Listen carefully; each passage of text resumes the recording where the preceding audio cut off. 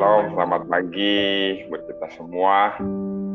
Renungan pagi hari ini saya beri judul dengan sebuah pertanyaan, mengapa kita harus berdoa? Jadi pertanyaan ini saya pikir perlu kita jawab ya, kenapa alasannya kita perlu berdoa. Kalau kita bicara kehidupan kekristenan yang sejati, orang yang mengasihi, mencintai Tuhan, tidak terlepas dari namanya hidup dalam doa. Setiap hari bangun pagi kita berdoa. Kalau kita makan 3 kali satu hari kita berdoa. Kita bepergian, kita tiba, kita berdoa. Dan juga kita beraktivitas, kita syukuran, kita berdoa. Belum lagi kalau ibadah, dimulai dari doa pembukaan, mulai lagi doa pujian, doa persembahan, doa syafaat, doa juga pengampunan dosa dan doa berkat. Ini menggambarkan bahwa benar apa kata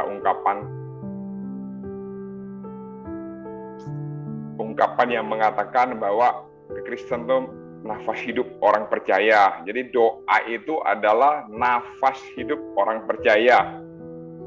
Tapi pagi hari ini setidaknya ada dua alasan mengapa kita harus berdoa. Alasan yang pertama yang perlu kita jawab yaitu doa adalah perintah Tuhan. Doa adalah perintah Tuhan.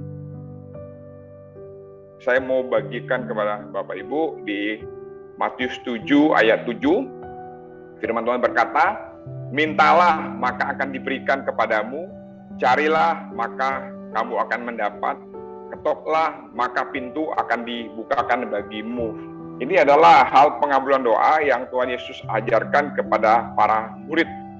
Ini adalah sebuah perintah tentang hal berdoa.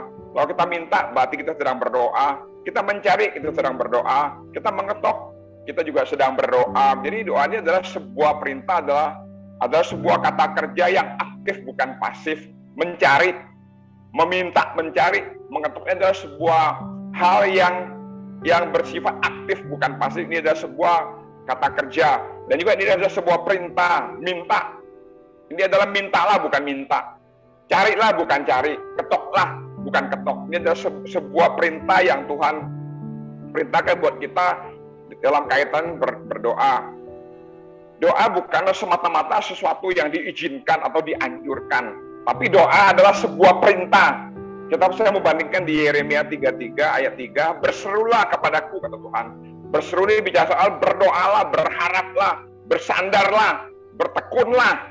Dan Mazmur 105 ayat 4, carilah Tuhan dan kekuatannya, carilah wajahnya selalu. Di sini menggambarkan bahwa doa itu adalah sebuah perintah, bahwa kita tuh harus sepenuhnya bergantung kepada Tuhan dalam hidup ini.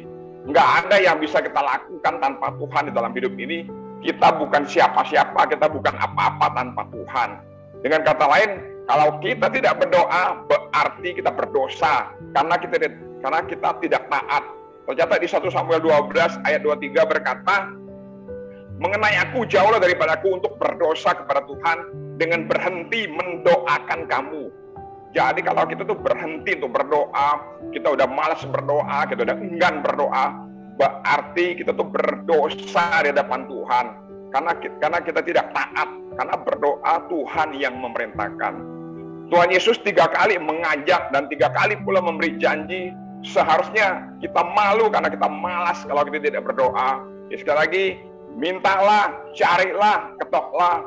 Ini adalah sebuah perintah yang Tuhan terus berulang-ulang sampaikan bagi setiap kita. Karena kita tahu bahwa di dalam khotbah Yesus di bukit, hal apapun, hal mengampuni dan hal-hal yang lain yang Tuhan Yesus berumpamanya ada 2 yang Tuhan tekankan di dalam khotbah di bukit, hal berdoa dan hal pengampunan doa. Berarti di sini dari 2 hal ini kita tahu bahwa doa itu adalah penting, doa itu adalah serius dalam kehidupan kita. Jadi apapun yang menjadi masalah kehidupan kita pada pagi hari ini, hanya kita yang tahu, hanya kita yang mengerti, hanya Tuhan yang tahu. Oleh sebab itu, kita bawa doa kita kepada Tuhan, karena Tuhan yang memerintahkan. Saya yakin tidak ada yang tidak mungkin, tidak ada yang mustahil. Apapun, seberat apapun masalah yang kita hadapi, kalau Tuhan yang perintahkan, Dia akan mengabulkannya sesuai dengan kehendaknya, sesuai dengan waktunya. Jadi lagi perintah Tuhan, mengapa kita harus berdoa? Ini adalah perintah Tuhan. Jadi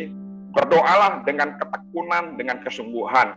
Yang kedua, mengapa kita harus berdoa? Berdoa adalah cara untuk menunjukkan kebergantungan kita kepada Tuhan. Jadi alasan yang kedua mengapa kita harus berdoa, cara untuk menunjukkan kebergantungan kita kepada Tuhan. Di Kisah 17 ayat 28 berkata, sebab di dalam Dia kita hidup, kita bergerak dan kita ada. Seperti ikan, demikian juga di dalam air dia hidup, dia bergerak, dia ada. Kalau ikan kita angkat keluar dalam air, tentunya dia akan mati. Ayub 12 ayat 9 dan 10 berkata, siapa di antara semuanya itu yang tidak tahu bahwa tangan Allah yang melakukan itu, bahwa di dalam tangannya terletak nyawa segala yang hidup dan nafas setiap manusia. Jadi hidup kita ini sepenuhnya ada di dalam tangan Tuhan. Kalau kita menyadari akan hal itu, betapa besarnya kita harus bergantung sepenuhnya kepada Tuhan. Di Ibrani 1 ayat 3 berkata, Dia adalah cahaya kemuliaan Allah dan gambar wujud Allah, dan menopang segala yang ada dengan firman-Nya yang penuh dengan kekuasaan. Yohanes 15 ayat 5, sebab di luar aku kamu tidak dapat berbuat apa-apa. Dari beberapa ayat yang saya bacakan ini, di sini mutlak bahwa hidup kita sepenuhnya bergantung kepada Tuhan. Dengan kata lain, kalau kita mau hidup di dalam pengharapan, hidup di dalam sesuai dengan rencana Tuhan, kebergantungan kita kepada Tuhan harus selalu kita tingkatkan dalam kehidupan kita sehari-hari. Kalau kita tidak berdoa, berarti kita sedang mengatakan bahwa kita tidak perlu Tuhan. Kita tidak mau bergantung sepenuhnya kepada Tuhan. Pertanyaannya, kita mau bergantung kepada apa? Diri sendiri, kekuatan, pengalaman, kekayaan, kemampuan, dan lain sebagainya. Semua itu dikutuk oleh Tuhan, semua itu dikutuk oleh firman Tuhan. Di Yeremia 17 ayat 5 jelas berkata, terkutuklah orang yang mengandalkan manusia, yang mengandalkan kekuatannya sendiri, dan yang hatinya menjauh daripada Tuhan. Kalau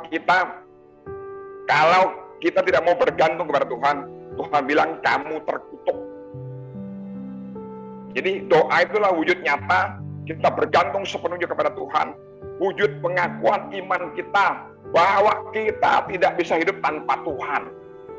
Oleh sebab itu, sikap hidup seperti ini harus kita tanamkan dalam diri kita masing-masing. Ini saya memberi beberapa contoh dalam hal yang sepele, hal yang kecil. Dalam hal makan saja, dalam hal makan aja kita harus bergantung kepada Tuhan. Matius 6 ayat 11, berikanlah pada hari ini makanan kami yang secukupnya. Banyak orang ini mau makan tapi tidak ada makanan. Ada makanan tapi tidak bisa makan. Di sini kita sadar bahwa setiap hari kita harus berdoa untuk makan. Tuhan Yesus mengajarkan berdoa untuk hari ini, katanya. Berilah pada kami hari ini makanan kami yang secukupnya. Ini menggambarkan bahwa setiap hari kita harus berdoa biar Tuhan itu menyediakan makanan buat kita. Tuhan nggak berkata, berikanlah pada kami pada bulan ini makanan kami secukupnya. Kalau firman-Nya berkata pada bulan ini, berarti kita 1 bulan lagi baru kita berdoa. Kalau firman-Nya berkata berikanlah pada kami tahun ini makanan kami secukupnya, berarti tahun depan kita berdoa lagi. Enggak seperti itu. Ayat ini berkata bahwa setiap hari kita perlu Tuhan, biar Tuhan menyediakan makanan bagi kita. Dan menikmati dan mendapatkan makan itu juga itu berkat Tuhan. Pengkhotbah 5 ayat 18 berkata, setiap orang yang dikaruniai Allah kekayaan dan harta benda. Kekayaan dan harta benda juga adalah berkat Tuhan.